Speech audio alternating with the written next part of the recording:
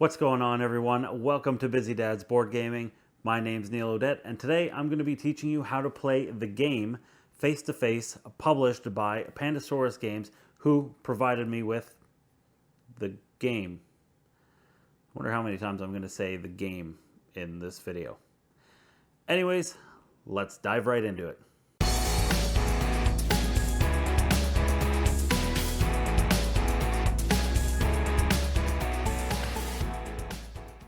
To set up, each player receives 60 cards of the same color, either silver or gold as shown by their backs.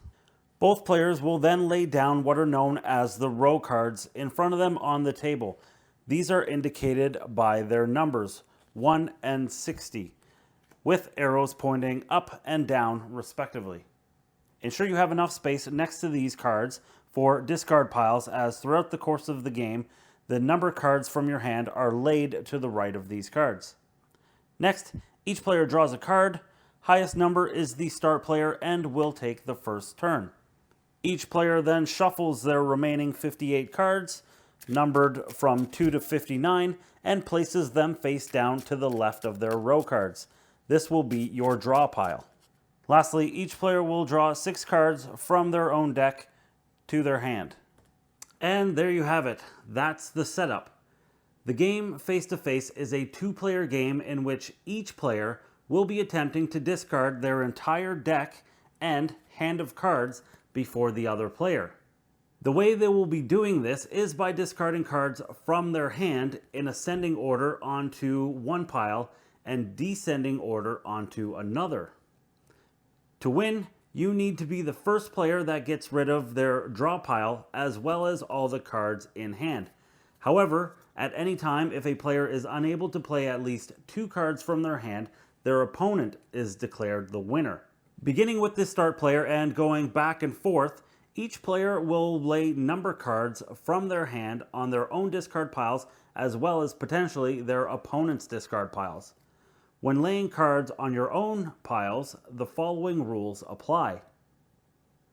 For the ease of instruction, I've gone ahead and laid out some cards already so that you can kind of see how the flow works. So in my own ascending pile, you can see I've gone from 1 to 3, 6, and then 12, and my descending pile from 60 to 53, 48, 47, 40, and 35. So as for the rules for laying in your own discard piles, they go as follows. When laying cards in your own ascending row of cards, the card number of each card laid must always be greater than the card laid before it. So I could lay this 15 on top of my 12, but I couldn't lay the 11 or any other card less than that. I could continue laying by taking perhaps my 22 and then placing it on top of my 15. Now when laying cards in your descending row of cards, it's exactly the opposite. In this case, I could lay my 30 on top of the 35, but if I wanted to, I could also take the 30 and lay it on top of the 22. You're making a bigger jump, which is generally not what you want to do. However, there is a single exception to everything I just mentioned, and that is the backwards trick. This trick will allow you to play cards in reverse order on both of your piles. Whenever the value of the number card is exactly 10 higher or lower, it can be played. So here's how it works. If we take a look here, we can see that I'm running out of room to play in my ascending pile, as I'm currently at 55. There are technically only 4 more cards I can play on top of this: 56, 57, 58, and 59. However, I do have a 45 as well as a 35 in my hand. Because the 45 is exactly 10 lower than the 55 on my ascending pile, I can go ahead and play that, freeing up a little bit of room for me to continue playing. But that's not all. You can chain cards together, so as I mentioned, I also have the 35, which I can now play on top of my 45, giving me even more room to play. You can combo these cards in all sorts of ways. I've set up another scenario here, so let's take a look at my descending pile. As you can see, my top card is 22. It would be great if I could get that higher, so I could give myself a little bit more room to play, but unfortunately, I don't have a 32. What I do have though is a 20, a 30, and a 40. How lucky am I, right? So what I can do is play my 20 on my descending pile, because obviously it's less than 22. And from there, because 30 is exactly 10 higher than 20, I can play that next. Further to that, I can continue playing by placing my 40 on top of my 30, and so on. Everything we've talked about so far has been about laying cards on your own piles. However, in each round, you are allowed to lay no more than one card on your opponent's piles. If you lay a card on your opponent's pile next to their row cards, the rules that we just talked about do not apply. Instead, you only have to follow this one rule.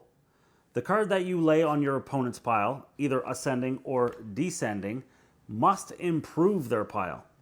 That means it must make their ascending pile lower or their descending pile higher. On your turn, you have to lay at least 2 cards from your hand on any pile to the right of a row card. You can lay cards either exclusively on your own discard piles, or, as we just talked about, you can also lay one and only one card on one of your opponent's discard piles and the rest on your own pile. It is possible, and if you would like to, you can also lay more than 2 cards on your turn, and even all 6. No problem.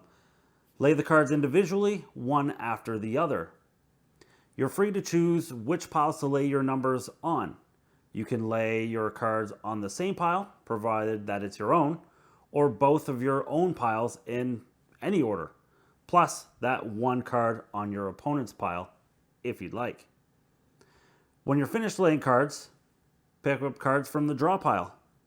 If you laid down cards only on your pile, then you have to pick up 2 cards from your own draw pile, regardless of how many you played. If you laid down a card on your opponent's pile as well, and at least the one on your own pile, then you have to pick up as many cards from your draw pile until you have 6 in your hand again. Now, as I mentioned previously, if there are no cards left in your draw pile, continue playing without picking up any more cards. The game is over as soon as one of the players has discarded all of their 58 cards and that player is declared the winner. However, the game can end earlier if at any time in the game a player is unable to discard the minimum of 2 cards. If this happens, that player immediately loses the game. And there you have it. That was my how to play of the game FacetoFace. Go ahead and smash that subscribe button and ring the bell to get notified on any future videos. You can find me on Instagram, Twitter, and Facebook. Links for everything in the description below. But until next time, thanks for watching and happy gaming.